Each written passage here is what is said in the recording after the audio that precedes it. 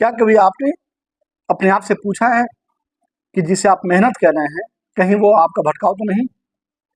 सुबह से लेकर रात तक दौड़ रहे हैं पर पता ही नहीं है कि किस दिशा में जा रहे हैं।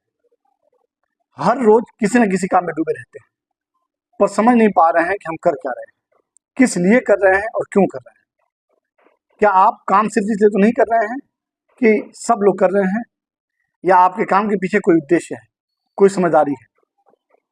अज्ञानता में या अनजाने में किया गया काम ठीक वैसा ही होता है जैसा हम बिना मैप के, बिना नक्शे के रेगिस्तान में चल रहे हैं। चलते तो हम सब लोग हैं पर भटकते रहते हैं। बाहर से दिखने में कोई भी काम कितना भी सही लग रहा हो, कितना भी सही हो, पर हमें पता करना चाहिए कि क्या वह काम ज्ञानयुक्त है। ज्ञान का अर्थ है कि जागरूकता, उद्देश्य, समझदारी। अगर हमारे काम में ज्ञान नहीं है, जागरूकता नहीं है, समझदारी नहीं है, उद्देश्य नहीं है, तो वह काम ज्ञानयुक्त कर नहीं है। आइए इसको हम इस रूप में समझते हैं, एक एग्जाम्पल के थ्रू समझते हैं कि एक इंसान के घर में आग लग जाती है।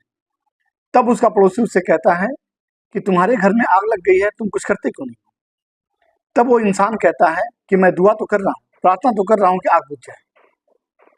इसका मतलब है कि उस इंसान के पास ज्ञान नहीं है, बिल्कुल भी ज्ञान नहीं है। उस समय जो काम करना जरूरी है वह काम वह नहीं कर रहा है।